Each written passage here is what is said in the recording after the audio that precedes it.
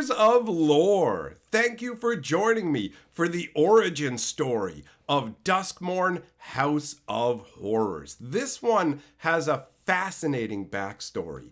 The plane is sequestered. Most people don't know of its existence, and the denizens of the plane weren't really aware of the multiverse at large. The way this world started out before it became Duskmourn is it was essentially a parallel to 1980s Earth. It had roughly that level of technology as well as magic, but had no real clue that they weren't alone in the multiverse and thought that there were no real other worlds. Now, they have no real chance to find out about it, considering that the world has been transformed into a gigantic demonic playground by the demon known as Valgavoth. He is actually at the center of Duskmourn and is the lord of the entire plane now. But it didn't start out that way. Originally, he was just bound inside of one house, the residence of the Vendrils. Now, we're not clear how he actually got imprisoned there, but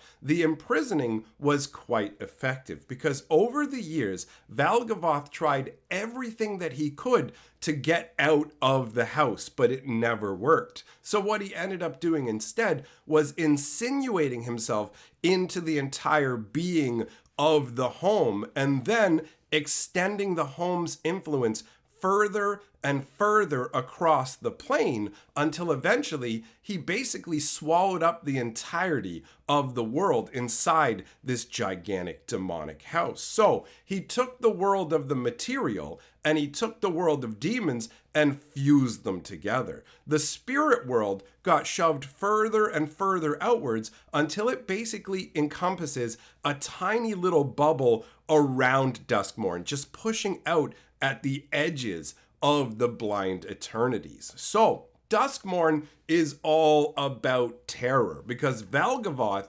feeds on fear. So what he wants most is for people to live in unending fear. Once you get inside Duskmourn, there's no real getting back out, especially if your life ends there. Your soul gets trapped as a spirit. And in fact, Valgavoth ensures that almost no spirits can make their way into the world. He is a very jealous demon. In fact, what he did was he went around and found every other demon in the world and broke them down or destroyed them utterly. So most other demons in the world have been wiped out, and the few that remain are fragments of their old selves. So they just run around inflicting pain on lesser beings so that they can vent their rage over their loss of power. Valgavoth has done an amazing job of transforming the entire world into a horrific nightmarescape. You have haunted forests as well as regular house rooms. Every single part of this place is connected by a door or a window, but moving from one room to another can wildly change the surroundings that you are in. And there are a wide variety of denizens that are trapped in this house with Valgavoth. And there are cycles to the house where essentially what happens is Valgavoth is constantly evolving into more and more powerful forms. So he goes into this metamorphosis. And while this metamorphosis is happening, the house tends to calm down a bit. It gives people a chance to regroup because there are survivor encampments. Most people who end up in there lose their lives, but there are some people who have figured out how to keep a meager existence going in this world. And while Valgavoth is doing this metamorphosis, they get a few weeks of relative peace. There are still a bunch of horrific beings inside the house roaming around causing problems,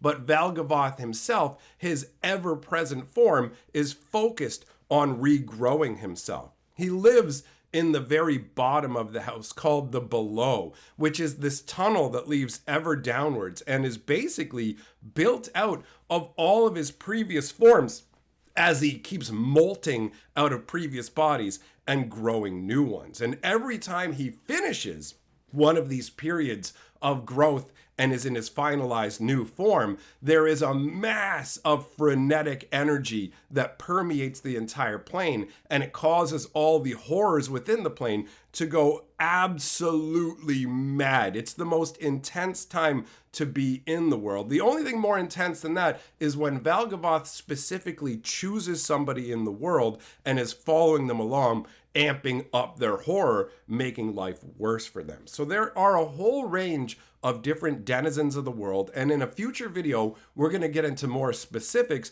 of what they are. But to touch on them briefly, we have a survivor encampment setup where there's multiple different variations of that. You have nightmares, which are just what they sound like. Nightmares literally pulled from the minds of people wandering around through the mansion terrified. One of Valgavoth's favorite things is to have your own nightmare turned loose upon you. And most of the time, there's nothing you can do to stop those nightmares. But on top of nightmares, there are these things called cellar spawns, which are a completely different form of horrors that instead of being birthed from the nightmares of the people trapped in Duskmourn, they're actually built out of the daydreams of Valgavoth. Because even during the daytime, there is no relaxing. This is unending. The only hope you can really have when it comes to wanting some help is either the survivor encampments, or there are these glimmer ghosts that are basically birthed out of the hopes of the people in Duskmourn. But those are rare